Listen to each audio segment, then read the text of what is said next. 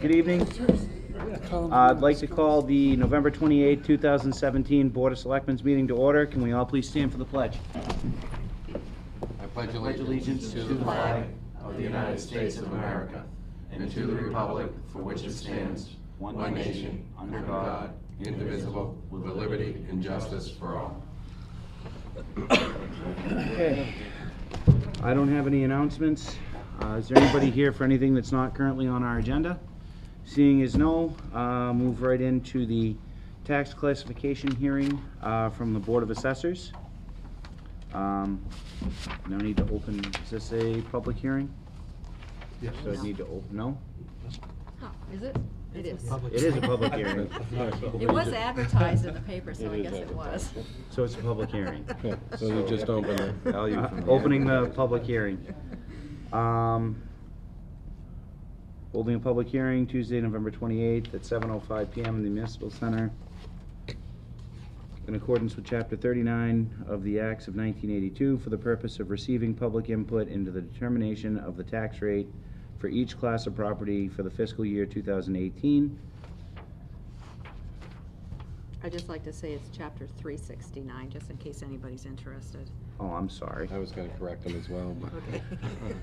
The chairman's not entertaining any corrections today. All right, so do we have anybody to come on up?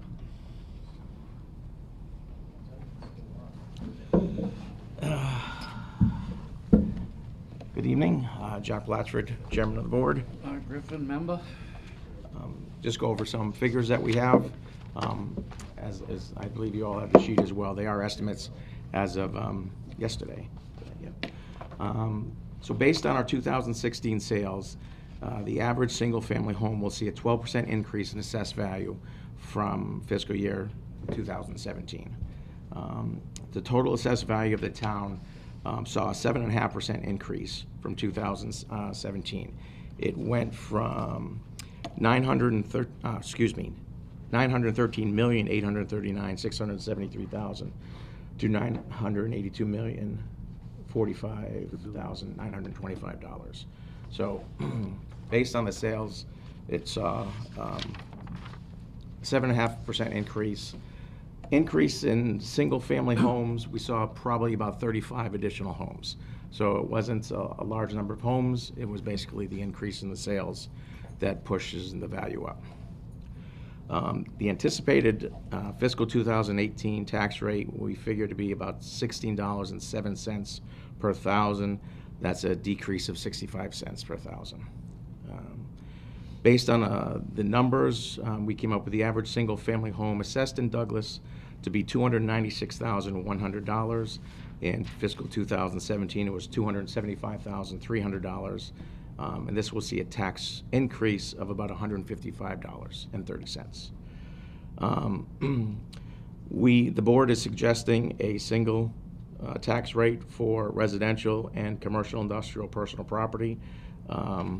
If we did shift it from residential and 150% increase to commercial, the residential tax rate would be $15.54. However, the commercial or the CIP tax rate would jump up to $24.10, about a 49% increase in tax rate for CIP. That being said, the Board of Assessors suggested a single tax rate. Any questions?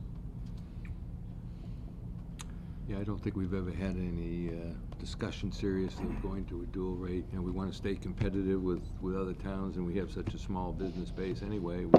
Correct. That's basically our feeling. If we increase it like that, whatever commercial industrial we had would probably jump ship, and we wouldn't see much in the future. I don't have any questions. Oh, sounds good. Well, just to elaborate just a little bit, if you could, I think you answered it, but, so you just looked at the sales of the 35-plus properties? No, it's not, those are, excuse me, 35 are new homes. New homes. New homes. In the sales are all the sales that happened in 2016. Okay. Every sale was analyzed by the outside company, and that's what derives our value of the houses. So there's 35 new homes built in this year? Completed. So some houses could be at 10% value and then in 2015, and then switch to 100% complete in 2016. Some may be at 50% in 2016, not completed to 2017. So it's basically 35 numbers is a rough guesstimate of how many complete new homes were added to our tax roll in 2017, 2018. And did you say, assuming the tax rate, that I think it was the average home was going to go, the tax bill would be up 155? The average home, which is around 296,000, yeah. So obviously, if higher houses, Yeah. their rate is going to be a little higher. Did you ever look at the median or the mean? Yep. Maybe those are more meaningful than the average, because The median house is 262,000. okay. Quick math. Under 155. Then. Yeah, it would be probably about 130, yeah, 125, 130. That means median and mean, half above and half below. Correct. The median is exact, where the average is taking, how many low-end houses, how many Yeah. high, and Yeah. you get an average. The median is the bell curve. Okay. Okay, that's 262 is exactly in the middle of all the values in the town of Douglas.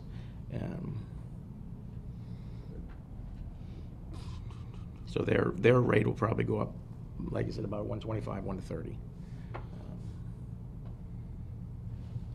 The housing market in other towns seeing similar growth? The housing market is doing very well right Very now. well, right?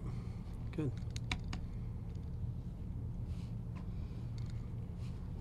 Do we have any motions on this? We all set? Yeah, we don't need a motion. Okay. Move that we close the public hearing? A second? Second. Made by Hal, seconded by Tim. Any further discussion? All those in favor say aye. Aye. Thanks. Very good, thank you. I'm sorry, who did what? Close I the- was Do we have I to was vote on listening it? to them. We have to vote. We didn't? No, we have to adopt, you need a motion. We have to adopt this now, Okay. But I'm.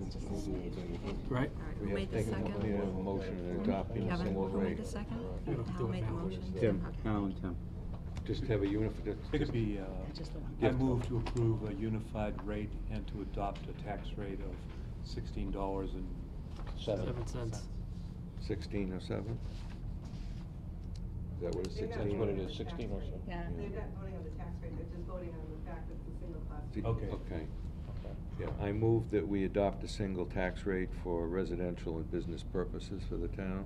Second. Made by Hal, seconded by Dave. Any further discussion? All those in favor say aye. Aye. Thanks, guys. So item 2, Southeast Main Street fence location. So, is Mr. Stratton here?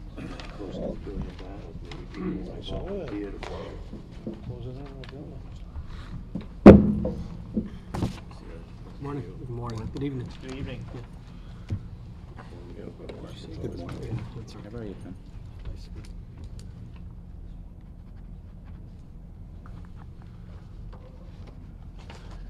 So, under this, fence was erected on your property, found out that it was on town property, there was a potential safety issue.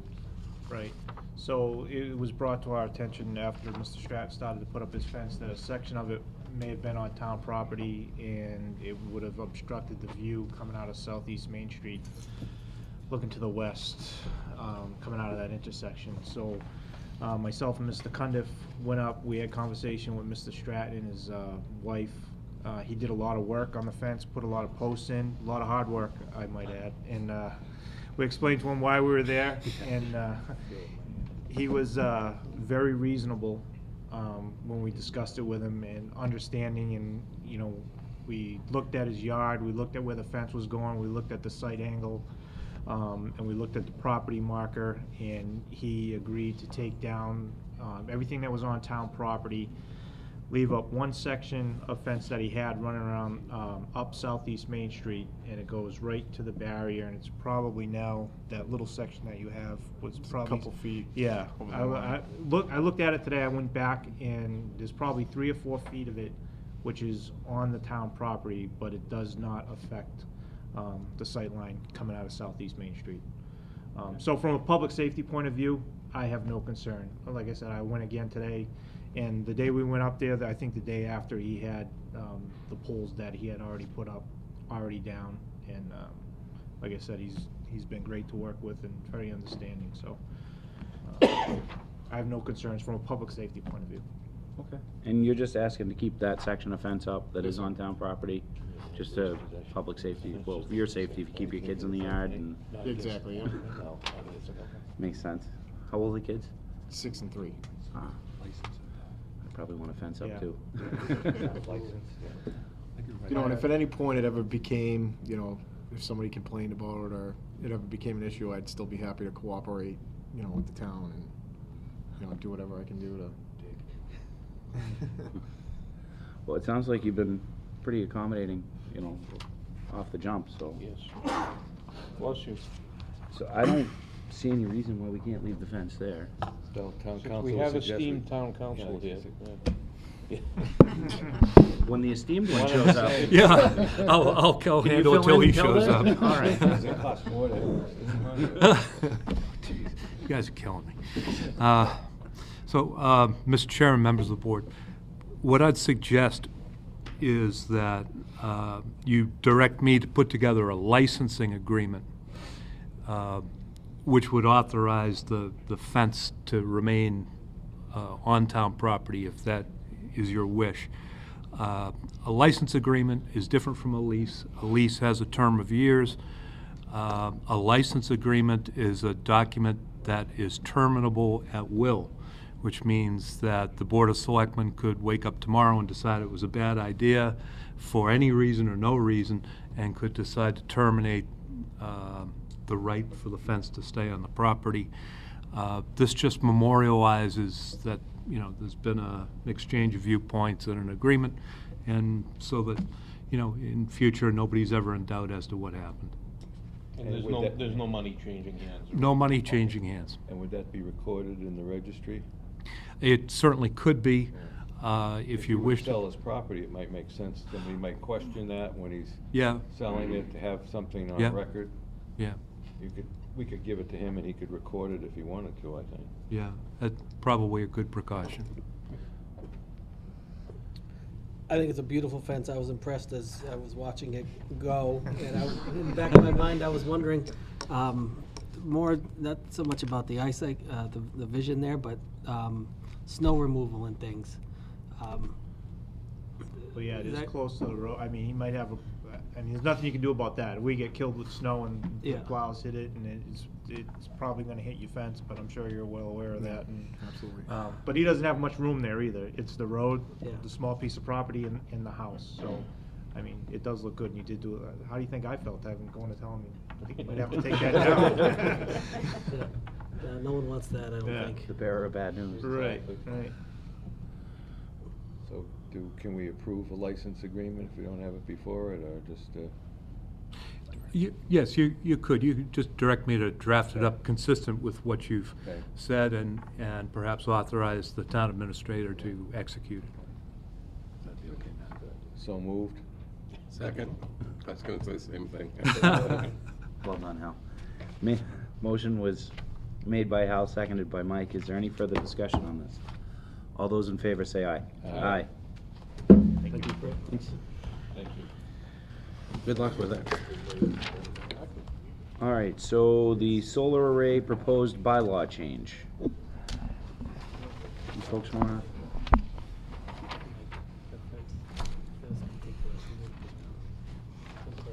Mr. Wojcik.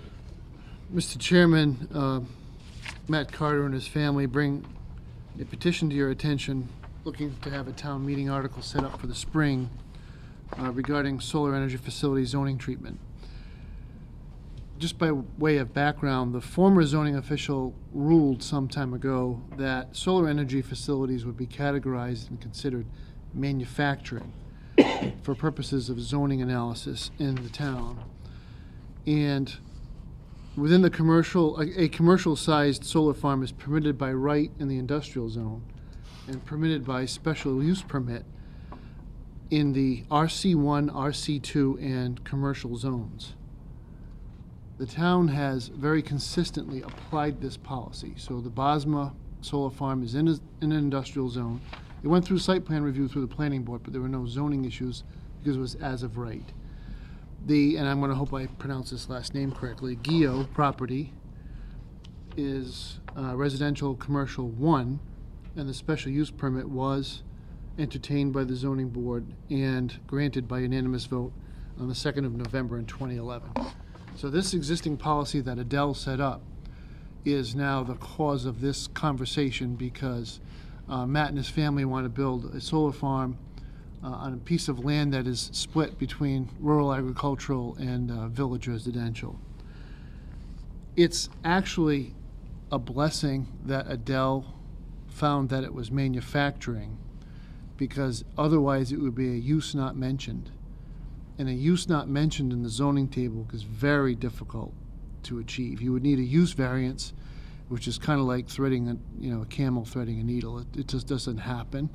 By categorizing it manufacturing, she left open a number of options for you to pursue. And there are 2 ways forward, at least 2 ways forward, and the town is entertaining both of them. One is the planning board already has before it part of the Green Communities initiative, which would allow solar arrays to be built by right in certain classes of residential property. Those proposals have already been proposed, sent to the planning board for consideration. The second approach, and also worthy of conversation, is the reason why Mr. Carter is here tonight, which is to advocate for a rezoning of his property, the piece of the subject property, to industrial, so that he could build this as of right where he is. Now, that requires your positive viewpoint and then a delegation of that to the planning board. By statute, that is the process that we would follow for a zoning change under the bylaw. It's not spot zoning because there's an abutting property that is already zoned industrial. If you're familiar with this part of town, you've got fairly dense residential around Pond, and that area is village residential, and then there's a piece, really the farm is rural agricultural, and then there's a piece up in the northern section that's industrial, the abutting properties to the north.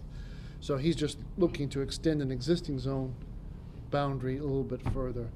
That would be his specific petition for his specific piece of property, as opposed to the other proposal, which would be a general policy change, bylaw change. I don't know if you want to add more to that. I think you should, and discuss the plans you have and why this is timely. So I brought a couple maps. I can just pass them around. You guys can look at it. I marked out on the map where the solar field is going to go. Basically, the reason for this, the farm's been in our family. My dad, Gary, has ownership of it. My family's been in town almost 90 years. That's a 100-acre piece of land, or actually 87 acres. Some of it we gave to my uncle. So we want to do something with it, and I feel as though, putting in a solar field is a lot better than throwing in a development in this town. It's basically it's a retirement plan for my parents. That's basically what it is. We have plans to start in June if that all goes through with permitting and everything like that, and the special permission we have to get from you guys. But we're looking at putting in 5 megawatts, which is about 30 acres of land. And that's what National Grid is looking for to buy. Is they're looking to buy megawatts instead of, house power, let's put it that way, you know what I'm saying? So we have about, I only have 2 days really left to sign on the contract. But like I said, we would like to get this done by the end of next year. We'd like to start in June. This being put on the town meeting in May is okay, but I just need something in writing from the Board of Selectmen saying it's gonna be put on, and the town can vote on it or however it works. I don't know much about this process. I've been doing solar installs for 9 years. I never sat in front of a Board of Selectmen, sorry. So, I know we're intimidating. So, I just don't know what the next steps is. I don't know what the right words to say, but, I honestly didn't know that there was a zoning requirement to put solar on especially where it being agricultural and it was a farm for so long. It hasn't been an active farm for almost 20 years due to my grandfather's passing, so, you know what I mean? So that's one of those things, we want to kind of keep the land as is, and not do much damage to the town of, if we have to sell it, the only alternative is the farm is number one, the solar farm is number one for us, and number two would be more housing. And I don't want to see that in town. That's just coming from me, because I've been in town 37 years, so, I've seen this town. We don't have much commercial. You know what I mean? We don't have much way of industry on this town, so this would help both of us.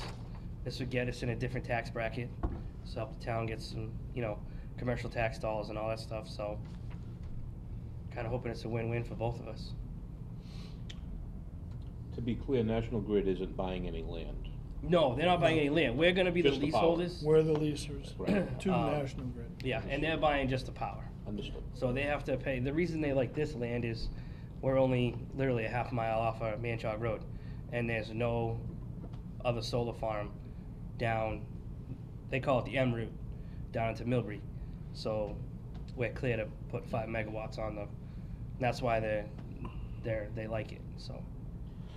You've done a financial analysis of revenues generated and what the taxes to the town might be? No, but I can get you that. That's, It's a 20-year lease yeah. with a 5-year extended option, and then it extends after that if we want to keep doing it. If they Every 5 years. if they continue to do it, or however, who knows what's going to happen in 25 years, but yeah. With a couple we've done, we've had payment in lieu of tax arrangement, so if you're gonna go forward, that could be on the town meeting at the same time, so that you have that done as well. So you're looking to see what the tax dollars will bring in the Yeah, town? I mean, that's usually the better way of doing it, because I think it's sort of a gray area how you tax. Yeah, Maybe some, that's been some would say so, yeah. Yeah. So basically, you're rough and dirty, you're looking at about 30 acres. So whatever 30 acres is taxed commercially, I'm sure I can get that figure tomorrow. With the developers that I'm dealing with, Yeah. they have all that information. We're doing a triple net lease with them, so they're paying everything 100%. We're not doing it. They try to get us to pay the taxes. I was like, no, you'll pay. So. So am I right assuming that what's before the planning board would allow any residential area to do this as a matter of right? I've seen, they have some, misgivings about that. They'd have all over in the residential area, multiple, this is beyond what the homeowner would use himself that we're talking about. Right, exactly. It's commercial size. I think without speaking for the planning board, Yeah. well, first of all, 5 megawatts is the magic number Yeah. for grid. That is sort of the minimum economic viable project. And you just heard Matt say that's 30 acres. So how many residential pieces Yeah, are left that are 30 acres or greater that wouldn't be able to have a buffer? But the planning board should consider those things when the setbacks and the stormwater management and all the rest of it when I go through it. I think ease of use for him to move forward, as opposed to waiting for the planning board to come up with a new bylaw for the town, Yeah. would be for us to, basically say we have no issues with them extending the industrial area to include this 30 acres. And it's I think- not spot zoning, as you pointed out. Right. Yeah, it's a boundary extension, so that's. Sorry. No, that's all right. I think that's the path of least resistance. Yeah, it sounds like that's the cleanest way to do it, Mm-hmm. so that he's able to get what he needs in a timely manner. What's to the left of the, on the map with a rectangle that says solar field? That's Backus property. And that's all open woodland. That's all open All right, too. so- Yeah, it's all woodland. There's no residential anywhere near it. Anywhere near And it. we'll do the right setbacks. I just wanted it, we want it on that side of the property because we can't see it.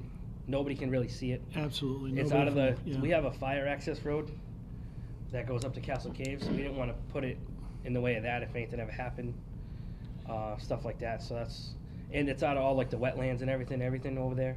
So that was like the best location to put it. It's the highest and driest on the entire property. Yeah. Yeah, and it's all woodland at this time. They would open it up. We do have 14 acres of fields. We're not intending to use any of those. No. This is all just one plot right in the middle of the woods. Yeah, the only way you'd see it is if you flew over on a helicopter or plane. Yeah. You wouldn't see Yeah. it from any road or any house, so. And the possibility of developing near it. The back edge, there's about a 30-foot incline out the back edge, so if a backer wanted to develop, he'd have to be quite a ways away from it to develop to it, because it's all ledge and rock and stuff like that. Yeah. So basically, the action from us is just to refer it to we have no problem with, you don't have to take a position, but just refer it over to the planning board, is that the? Well, that's up to you. I would say that for Matt's purposes, the strongest language you feel comfortable approving would get him the most juice, to use a bad pun, with his contractor, to have the confidence to keep this deal going in the meantime. So what language would that be, Mr. Bowman? Well, my suggestion was, the motion would be to refer to the planning board with a positive recommendation at this point, based upon the information you have. And that would be strong enough to get Matt extend what he the, needs. To extend the zone. boundary, yeah. So moved. Second.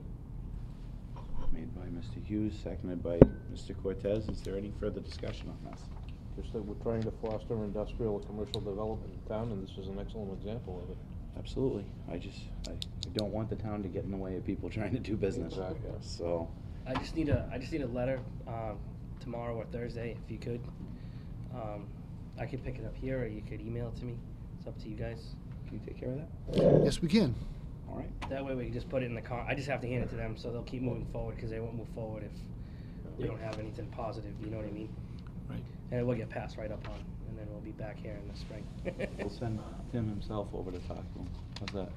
Get it done. He's very convincing. Perfect. I have Whose your email obligation address, was it to pay the taxes? Is it gonna be National Grid or your responsibility under your arrangement? Do you know how that works? The grids, I think. What, me paying that? What? I didn't hear what you said. Where do we send the tax bill? The taxes for the town, would they be paid by National Grid or by you as the property owner? So that's gonna go to the person that we lease it to. It's just like a commercial building with a Alright, triple so- net lease, so. So in addition, you ought to talk to them about, and talk with the assessors and doing potentially this payment in lieu of taxes that they're very familiar with. That's probably the best for everybody. Yeah. Yep. Yeah, they got it all. They got it a whole. Okay. Look, I got my lawyer will look over everything over, and yeah, they've got it. Who's your lawyer? Mossadell. He's out of Newton. All right, so we have a motion that was. Yeah. Yeah? Yeah. All those in favor? Aye. Thank you, everybody. You're all Okay. set. Good luck. Thank you.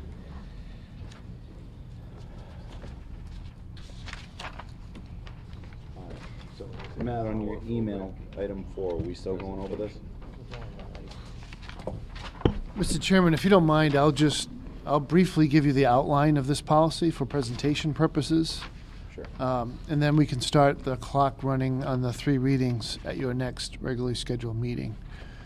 We had a little bit of a snafu getting every last page of this document into your packet, so in all fairness, we can't call it a first reading.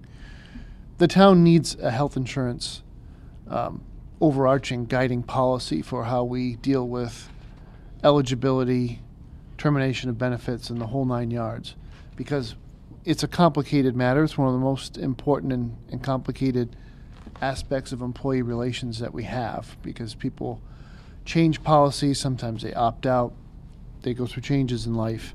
And presently, what we're using for policy guidance is correspondence that was written in the past by past town treasurers or the past town administrators. Most of those letters promised that there'd be a policy someday, and it just didn't materialize in a complete form.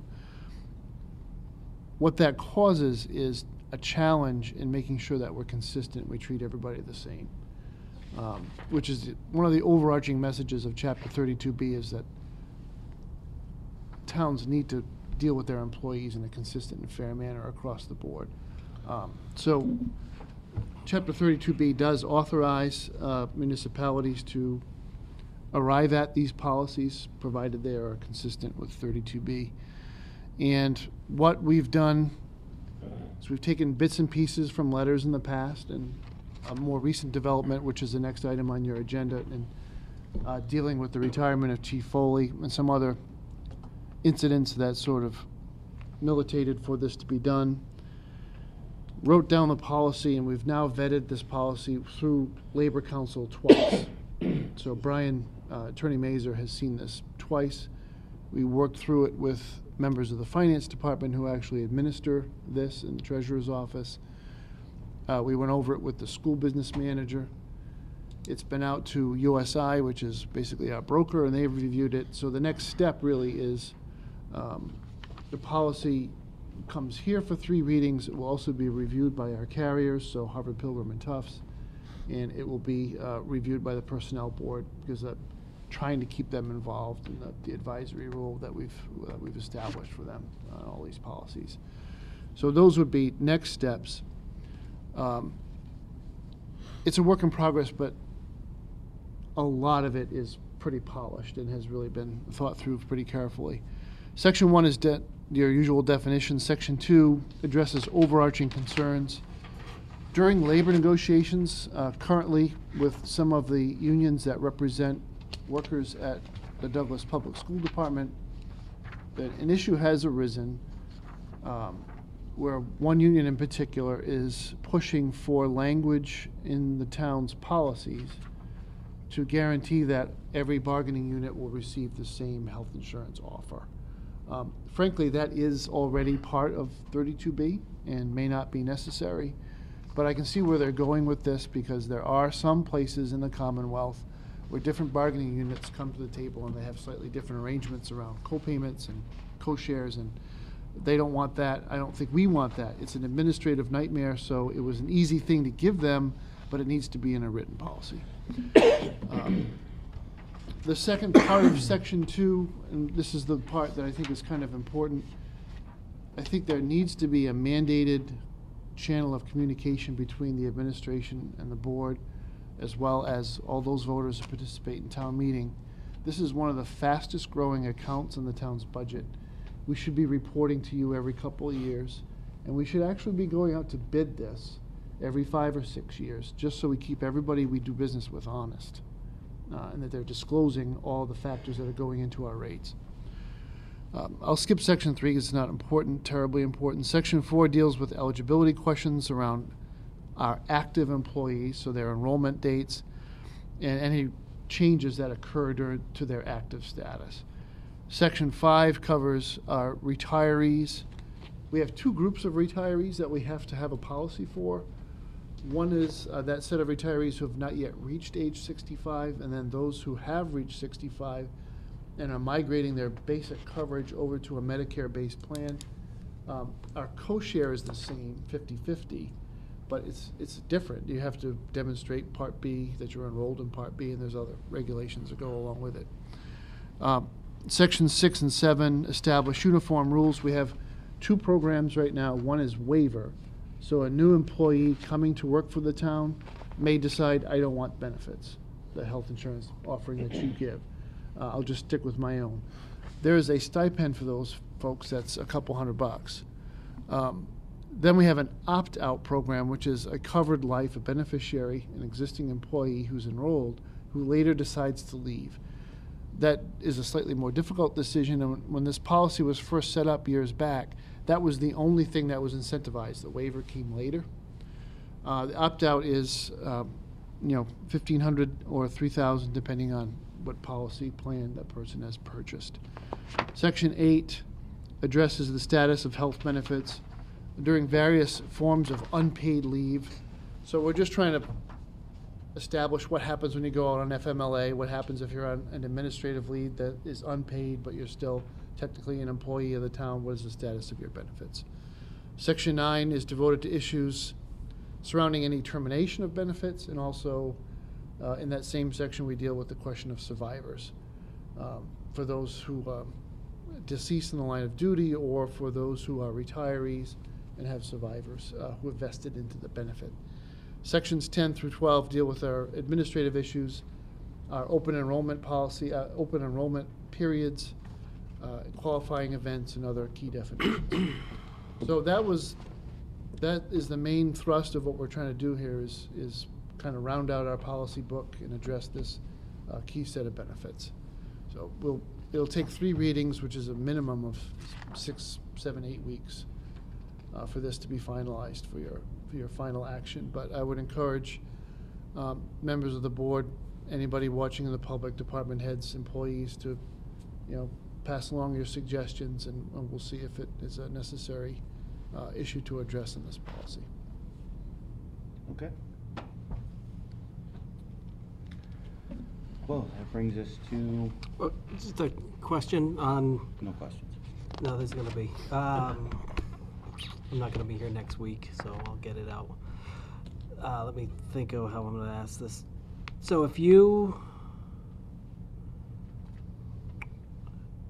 opt out using the 1,500 or 3,000 number there, but then a qualifying event happens, such as the loss of coverage obtained through a spouse, when do we pay out that 15 or 3,000, and do we get that back, or? It's actually paid out after, so we've got this discussion. So if you opt out for FY18, which begins July 1st, we don't pay the first half of the payment until the end of December. So I know you've been off the health insurance. And then the second pay would be at the end of June. So the town has no risk Total there. control of that, okay. So if they come on in October, then it would be prorated. Got it. Has your question been answered? It's been more than it probably deserved. That's section 7H, if you're curious. Yeah. Certain question. Is there any other questions? Oh, there it is, yeah. 7H. Okay. Seeing as there aren't any other questions, you sure thing? I'm good. All right. We're gonna ratify the retired police chief's agreement. So, Mr. Chairman, this was one of, as I explained, one of the precipitating events that led to the discussion about having to have a formal policy. You'll notice, first of all, that the terms of this agreement with Chief Foley are mirror images, the exact same wording as in this policy for this specific topic. But we can't get the policy finished fast enough for Chief Foley to be able to make decisions about his health insurance coverage at his new job. So we're going to do this one-off agreement with him. Should the policy pass as is, then this agreement will be null and void. It won't be necessary, and the chief will be subject to it. Basically, what we recognized was you had an individual who was a qualified retiree, so he has reached the end of his qualification period as a retiree, has retired as a fully vested retiree, and is collecting his benefit on an ongoing basis. So and Brian explains this better than I do, but under the case law and interpretations of 32B in Massachusetts, that retiree has a vested interest in the health insurance continuing. He doesn't have to accept the health insurance from his new employer. He can continue to be enrolled in our plan, and it would cost us, and it would also expose us to his claims during that period of active employment after he's left here. What we wanted to do was create the opportunity for Chief Foley to leave the town's plan, but then be able to come back under certain circumstances. So for the entire time that he's not in our plan, he's got health insurance, he's not costing us a dime, and he's only going to come back to a benefit he was vested into from the very beginning, but it gives him the peace of mind, him and his wife the peace of mind to know that that benefit is going to continue, which under the law would anyway, but we don't want to fight about it. We want to have a formal agreement. So what are those conditions? He cannot experience a break in insurance. So he has to be insured continuously from the time that he leaves us to the time he comes back. He can only come back once, so there's this window isn't opened so you can just jostle back and forth. You come back once. And all the other co-shares and other things are treated exactly the same as any other retiree. You come back to a 50-50 premium co-share when he does return. This was satisfactory to him. It made sense from the policy perspective. I don't like to reduce some things to numbers because it sounds kind of morbid and cold, but it is our duty to analyze those things. If an individual for 5 years is on a family plan, 5 years of a family plan is $100,000. Yep. So the town's share would be 50. The chief, by willing to enter into this agreement, is going to be covered under Williston, Vermont's policy, and we're going to save that 50. And when he comes back, it's just going to be whatever it would have cost us anyway for that period in his life. So he's helping us, we're helping him. So that was why we arrived at this, why I recommend the agreement to you and ask for your ratification. Seems straightforward and fair. Yeah. We wouldn't have this discussion if he wasn't in Vermont right now. It would just be. He would be on, understood, yeah. right. So he's saving us some money and. That makes It's sense. basically a backup for him. Is that- Yes, and it also, it makes it clear that if things don't go the way he really wants them to in Williston, he's not going to be left with no coverage at his age. That would be very difficult. Does he have a signed contract up there? or not? Yes, he does. But I don't see any reason why not to ratify it. No, I don't either. Do I hear a motion? So I'll make a motion to ratify the agreement as presented. Second. Made by Mike, seconded by Dave. Is there any additional discussion on this? All those in favor say aye. Aye. thank you, Mr. Chairman. October storm after action report. And that's why you three gentlemen are sitting there still. I'm wondering why you were here. As they make their way up, Mr. Chairman, let me explain that I am not one of these people who likes to write or read reports.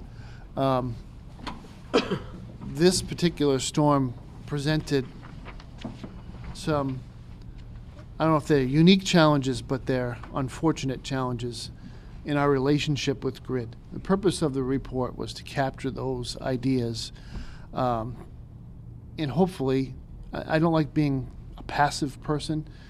I don't think we should let grid slide on this. I think we should set the record straight with them, what we expect from them and what we hope to do working together with them in any future situation that's like this one, so that we can improve the delivery of service across the board. I'm not going to steal anybody's thunder. I just know that we had a lot of interactions from the acting chief of police throughout the morning hours, doing what he thought he was supposed to do, which is, we're all been told, call grid, call the storm line, and they'll be out there, they'll prioritize your issues.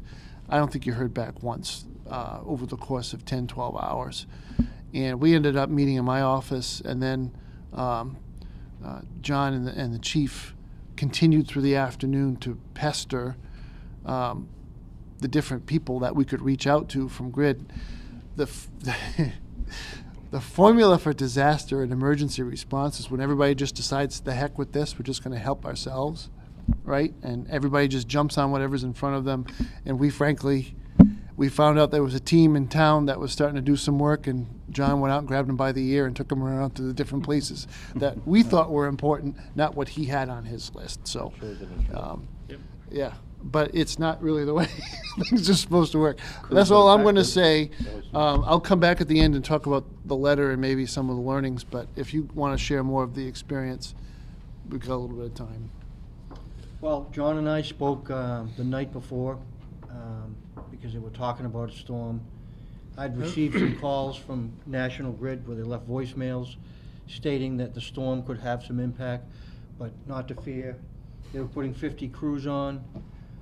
Unfortunately, they needed about 500 crews. So, and part of that is just trying to predict the weather.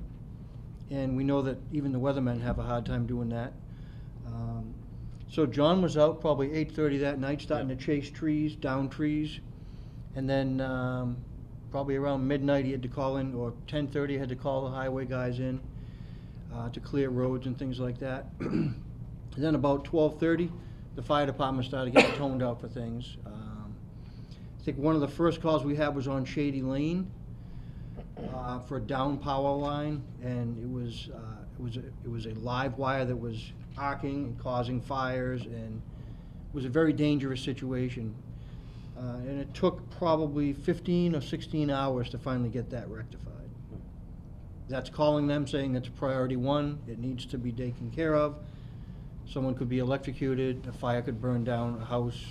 It was very, very close to the road, people still going back and forth. I got on the phone with, we have a liaison who is supposed to call us and start, letting us know where the power outages are and whatnot. So I finally got a hold of her about 2 o'clock in the afternoon, and she said, "Oh, good, I was gonna call you tomorrow." Okay, so that told me where we were at, and my question to them was, first of all, we needed to get Shady Lane taken care of. We had some other issues, and it was difficult to pinpoint what was out. It was a lot of driving around and looking at fuses in the setups and the wires and whatnot. So I basically informed them that this is a liability to them, and it's a liability to us. Being a litigious society, I felt that would probably be a button I'd want to push, so we did, and we finally got them out there. But one of the issues I asked them was, I says, okay, so we're having problems meeting the needs of the storm, the down trees, the wires, power's out. We have seniors that need to be looked after. I said, that's the storm. Well, let's take that and set it aside and act like it's not there. We still have the normal needs and emergencies that arise in everyday life that happens in the town of Douglas and everywhere else. So how are we dealing with that? And I got a nervous laugh, and in other words, we have no comment. We really don't know what to say. So, that was eye-opening. And I understand when we have duration, longer events, like we had a couple of years ago with the hurricane that came through, and then we had Snowtober, and those were like back-to-back, it's not like we were like maybe 3 or 4 weeks apart, but we had multi-day events. That we should be a little further down the road and have a little bit of a better plan for that type of thing. The other thing we did later on in that afternoon, right after I got in touch with the liaison, was we have a setup with Patrice down at the senior center. We have a book. We have senior citizens who we feel we've got a book put together of those who have special needs, whether it be medication, oxygen issues, things like that.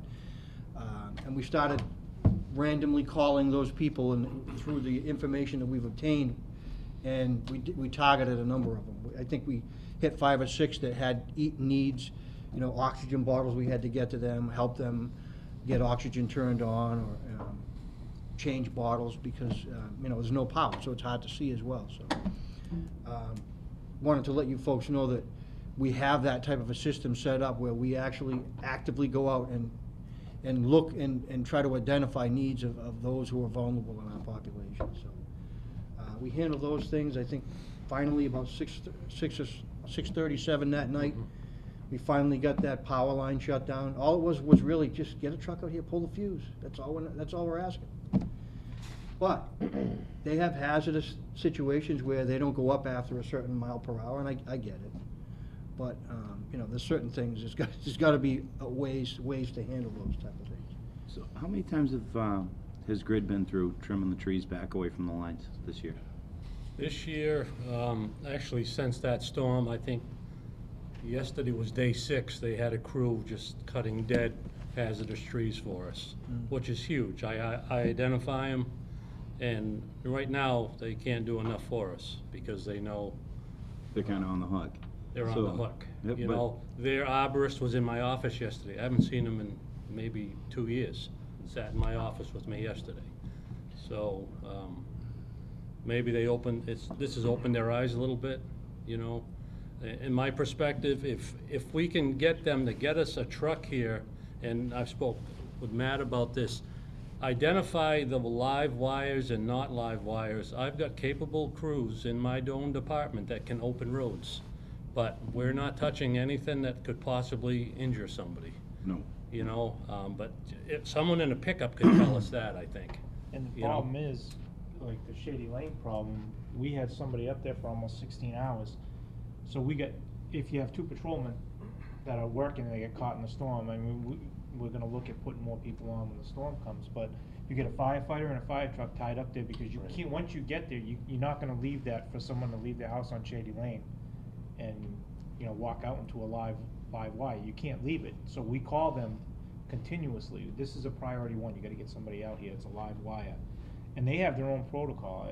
I mean, in my opinion, it was probably the worst performance since the October Halloween snowstorm we had a couple of years ago. It puts us in a bad spot too. We just lost 2 resources. We lost a couple of firefighters, lost a Yeah, patrolman. you got somebody tied up, and we're chasing calls for, every call we get for a tree down or wires down, we confirm that, and we call them.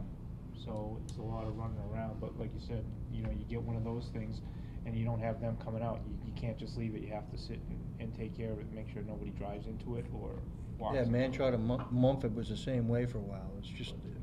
So it's safe to say that we, as a town, we prepared for the storm because it was predicted, right? We had extra resources available, but the grid didn't bother. I think the biggest thing, and it's something that we run into a lot, I know it's something that, you know, my company's getting hammered with, and we just lease space off all the lines from National Grid, is that a lot of communities are reaching out and saying that they need to be a lot more proactive about cutting back the brush that's near it, because that's your biggest problem. Like, you got high winds that come through, you get dead brush, it's taking a line down. So it's one of the biggest things that we do. I know Comcast started subcontracting, I think it's a Splend, comes through and does a lot of the arboring. And we do it out of our own pocket because National Grid's just not stepping up and doing it. The other push that we're getting from some towns is actually demanding that they start putting service underground. So I think half of Chelmsford right now, there was actually, Board of Selectmen stepped back and said, you have 5 years, everything needs to be underground. So, and the areas and neighborhoods that are underground aren't impacted. Like, they're pretty much weather resistant. So I mean, if we start putting communications together to National Grid, I think those would be 2 places to start of, every month we want to see your arborists coming through, and we want a 5-year plan to take services off poles. I think the idea of, you know, preventative cutting, I think they call it vegetation management. I mean, that's a good idea, but it's never gonna solve all the problems unless we clear cut the town. And I'm more concerned about their response or lack of response to a predicted storm. We prepared as a town, our public safety people prepared. It seems to me they threw a few crews at the problem and didn't put adequate resources towards what they knew was going to be a problem. Yeah, no, I agree. It's not the first time either. No, it's pretty commonplace. Most utility companies, they end up pulling people up out of New York or Connecticut or somewhere else that isn't impacted. And I think the statement by both chiefs that, you know, we tie up police and we tie up firefighters, it seems like that's particularly problematic. We end up holding the bag. Yep. As you said, if you have a policeman in a cruiser or you have a fireman in apparatus at a scene where there's a live wire jumping and sparking, you can't leave. Nope. And we've now lost that man or woman, we've lost that worker for the duration until National Grid decides to come out. Yeah, the kicker is they'll probably counter you with workforce management issues. And that's kind of one of those hard things to go back and forth. And I agree with you, like, it was completely irresponsible the way that they handled the storm. If our professionals are identifying what they call the highest priority, the line down in Shady Lane, if we're identifying that for them, and they don't, either their communication system is so screwed up because they're overwhelmed, or they're not identifying that, you know, there are other things that are lower priority, they need to get there first to protect the public safety. We're doing our part and they're not doing theirs. That's what jumps out at me. I would agree. I mean, I just don't know how to hold them to task for a good chunk of that. You know, I mean, I think that as long as there's lines that are still running the way that they're currently running, we're gonna have issues like this. I agree. So, and I mean, I think if we could, it's an opportune time for us to start, you know, positioning ourselves as a town to say, guess what, National Grid? You know, your response times are horrible. You haven't shown me a plan that's gonna prove that they're gonna be any better. So we need to go down the preventative maintenance route. Tell us how you intend to do that. I guess I'm gonna tap our esteemed attorney once again. Is there any way to hold them to any kind of standard, them being National Grid, when our public safety people who are at a premium, and I'm not talking financially, we don't have enough, and they're tied up essentially babysitting a line, and National Grid's not responding to, as Chief Vincent put it, just open the fuse and kill that line for the duration of the storm? They should have SLAs, SLAs, Is there anything Dave. we can do to hold them responsible that you can think of? With your permission, Mr. Chairman. Yes, there is. You can lodge a petition with DPU asking for a review of vegetation management, service response, the whole gamut of things that happen. The opportunities to do that come up at several points, and one of my favorite is when they come in for their annual rate increase review. I can tell you that about 10 years ago, I was involved in an extensive proceeding before DPU involving power company's response to a storm in northern Worcester County, and the response was just horrendous. And the DPU took it extremely seriously, held up on rate increases, and really held their feet to the fire to get improvements. So, I'd suggest that if an initial approach, such as you're engaging in right now, doesn't work, that you at least inform them that you intend to seek DPU intervention, and then take it from there. I'm wondering if they don't treat us as seriously or take us as a priority because we're in an aggregate. We're not a direct National Grid customer. We're an aggregate customer. The only thing I'd say about that is I think their lack of interest, to put it bluntly, probably predates the aggregate program.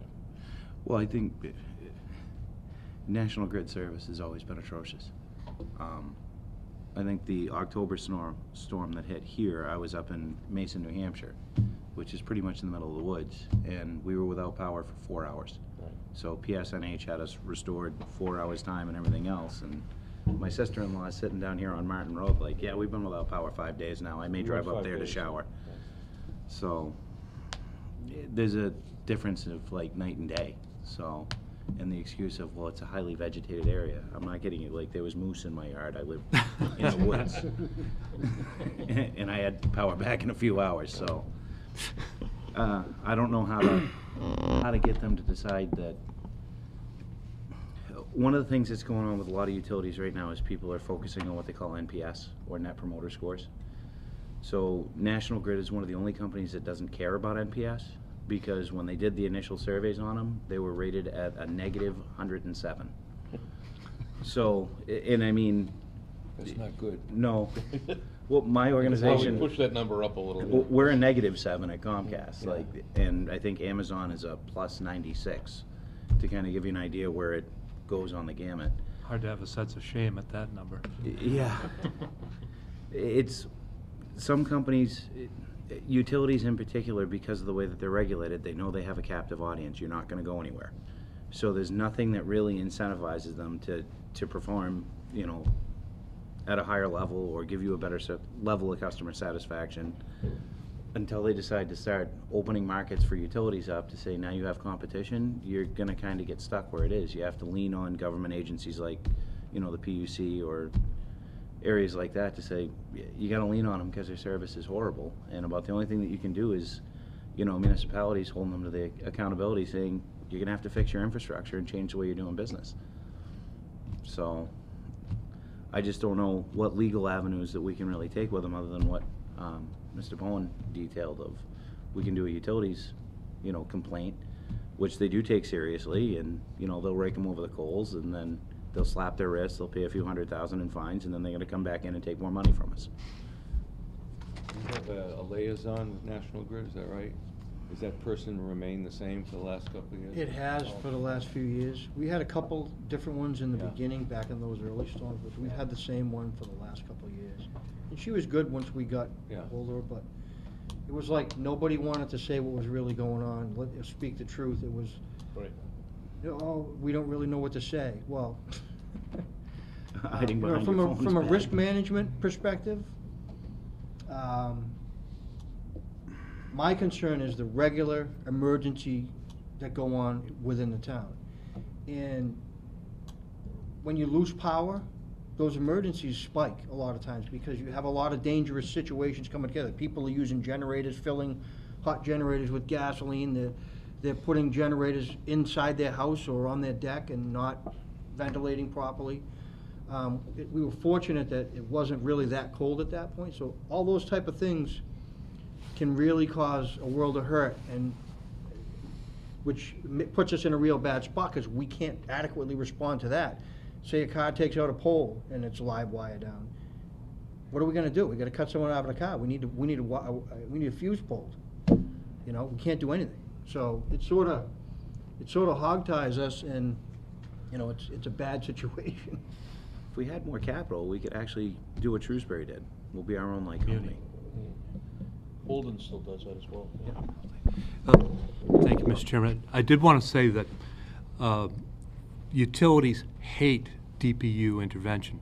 The proceeding that I was involved in, which lasted, I want to say 2, maybe 3 weeks, not only got into matters such as reserves for replacement of equipment, budgets for vegetation management, it got into issues such as executive compensation, dividends, Profitability index. expert witnesses who testified for days about proper allocations. It's like having fingernails pulled out of your hand if you're on the wrong side of it. Root canal would be a pleasure by comparison. So, just saying, they might take it seriously. No, they do. No utility likes being in front of them. I think it was finally the video. I took a video The of the video. live wire and sent it to National Grid. Texted it to the liaison, and I texted it to... Why not have the liaison come out a couple of times, so maybe, you know, you're familiar with them eyeball to eyeball, maybe they'll be a little more responsive, and you show them the trouble spots in the town. Normally you hear from them before the event even happens, but that didn't happen. We've had a Call 'em up liaison and have that, them out when there's no event, Yeah. a couple of times a year. we had an excellent liaison who retired this summer. So we did have a point person to speak to during the storm, but it wasn't a regular dedicated person who had a relationship with the town of Douglas. And had So one of clout, could get things done. That's the other part of it. When you start these conversations with them, I think the biggest concern that I've had is this was like a heavy rainstorm, if you really get right down It was to a- it. yeah. Yeah, wind and rain. And We got 5 inches of rain and 60 and it knocked the mile an crap hour out of the gusts. town, and National Grid was sitting there with their pants down. What are you gonna do when a nor'easter comes through? Because I can guarantee you, we're gonna get slammed this year with snow. And how are they gonna respond to this? Because I certainly couldn't have, you know, John and Ken and Nick all tied up doing stuff like that while I got a blizzard going on all around us either. Yeah. So they need to figure out a way to step up their act. We once had Marcy Reed, the president, here. Yep, We did. we did. She was doing the tour, kind of controlling the damage that From the last her time. lack of the National Grid's response was. And we took a different tack. We were a little understanding. Didn't use this opportunity in front of the 16 people watching to beat her up, but to become a partner with her. And You for a generous. couple of years, no, well, it was, 16? we didn't have much, much of a choice other than to kill her with kindness. But they did, they did They stepped up answer their our game. concerns. They did send out the vegetation trucks and, Yeah. but And that, they do, they have all the right protocols in place, like we do. And, you know, you call the line and you give them the priority and you give them the problem. Now, when you tell them it's a priority one, we have a line down, we have an officer out there, we have a firefighter out there with a fire truck, we need somebody out there right away to kill this wire, and you're there for 16 hours, I mean, that's just unacceptable. They have the right, we're telling them everything that we can tell them, getting them out here and taking care of it is another. But they have a new app. You can notify them Yeah. on the app. Well, I wonder.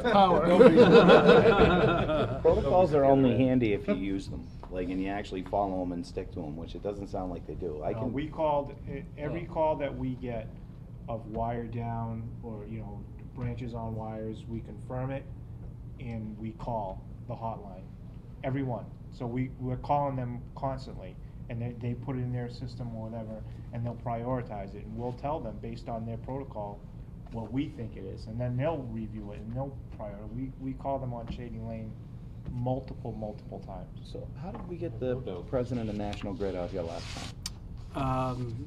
The response a couple years ago was so bad, the company was getting beat up pretty good, so it was a damage control tour. Yeah, it was a tour. Yeah. But, I mean, I think we struck an understanding that night.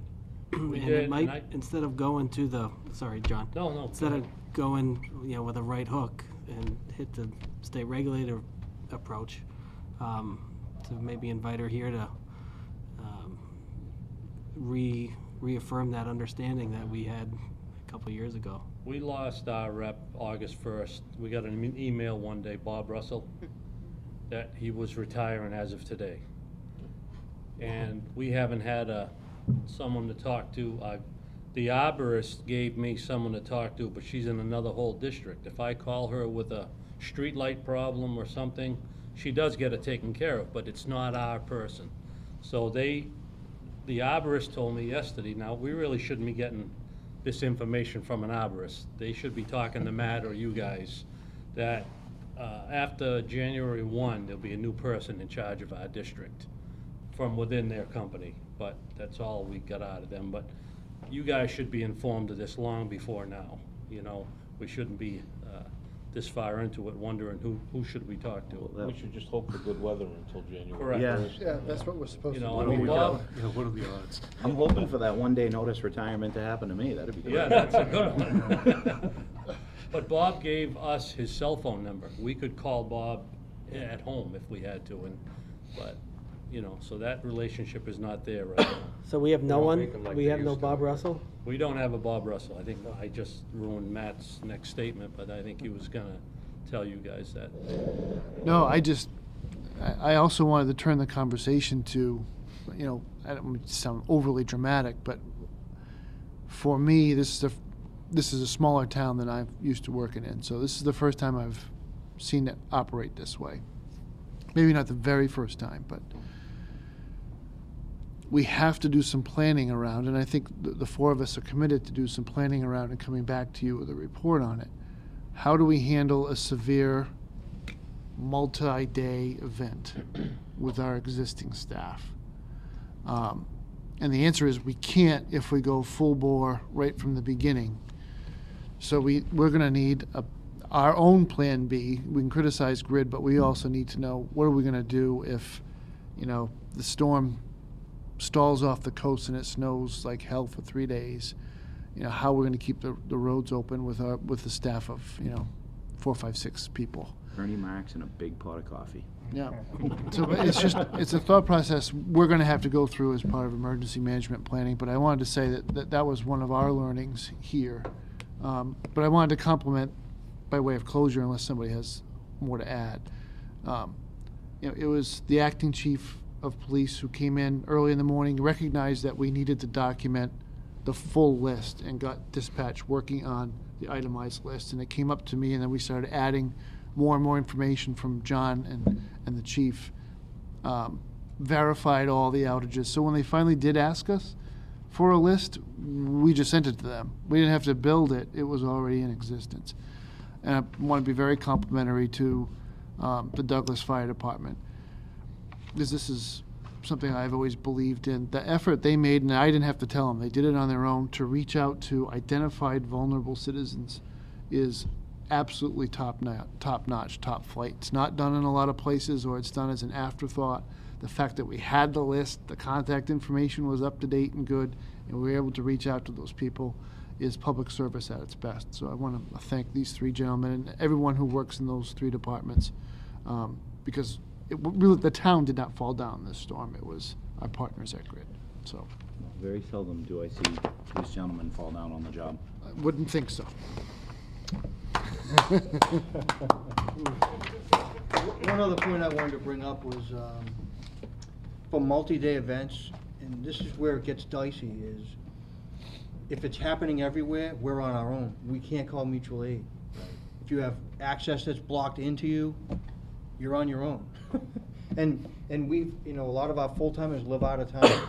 We did this with probably, I don't think we even spent a nickel on my department of overtime. It was mostly call guys that came in and the existing staff. So I want to commend them for that.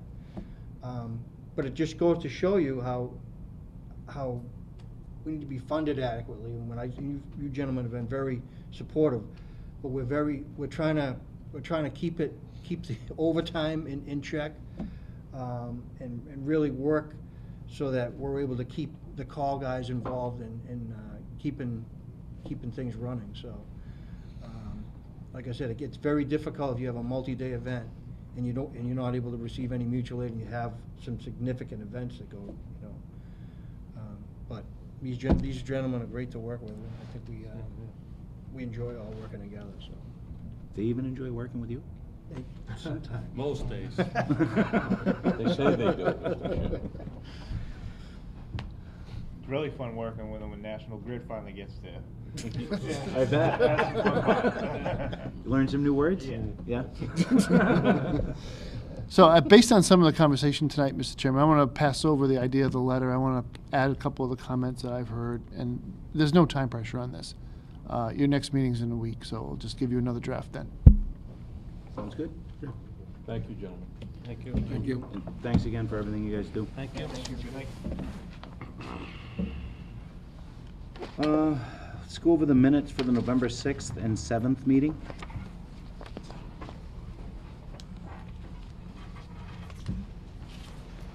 Oh, yeah, you won't make it.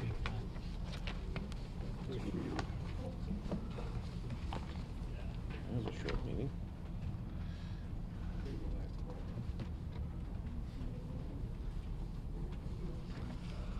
Make a motion to approve the November 6th meeting minutes? Second. Made by Tim, seconded by Dave. All those in favor? Aye. Yeah, I'll make a motion to approve the November 7th, 2017 minutes. I'll second. Made by Mike and seconded by Tim. All those in favor? Aye. So that brings us to your administrator's report, Matt. I don't have much of anything. I'm just going to call attention to the fact that I will have my plan is to have a contract for your review with the police chief at your next meeting. That is my sincere hope that we get through a conversation. I've spent the day today editing the document, and we'll be sending it out to Labor Council for review. But a panel consisting of Selectman Cortez, myself, and Police Chief Laurie from the town of Uxbridge conducted an interview of the one applicant. Felt very strongly in a consensus at the end that the applicant is prepared and ready to be Chief of Police in Douglas. And so it is our intention to forward that name to you with a contract that I would say is going to be substantially different than the prior contract. I'm tightening up a variety of things. I don't know what the candidate will ultimately agree to, but I know where I'm going to start off in a slightly different position than the town started off in the prior contract. But I think it's going to be a better product for both parties, so I'm hoping that it's nice and smooth. But it should be here for your attention. That's all I have, other than that we've already been through this evening, Mr. Chairman. Looking for any old business. Just very quick, I had the opportunity to go to the town common Christmas tree lighting on Saturday, and just kudos to the short number of volunteers that made that event possible. It was really a wonderful example of small town living. Looks nice, too. Yeah, they did a great job. A lot of kids were happy to see Santa off the truck, and Did you play Santa, Mr. Hughes? I did not. I'll take this up with you after that. But it was a Lump of wonderful coal, night, sure. wonderful day. Good. Any new business? So I'm going to leave it up to one of Tim's famous motions then. Pressure's on. I would like you to entertain a motion to enter executive session for the purposes of consideration of real property, and then we can leave executive session for the purpose of adjournment. I would second that motion. So, made by Tim, seconded by Dave. Roll call vote. Mike Hughes, aye. Tim Bone and I. Kevin Morris, aye. Al Davis, aye. Dave Cortez, aye.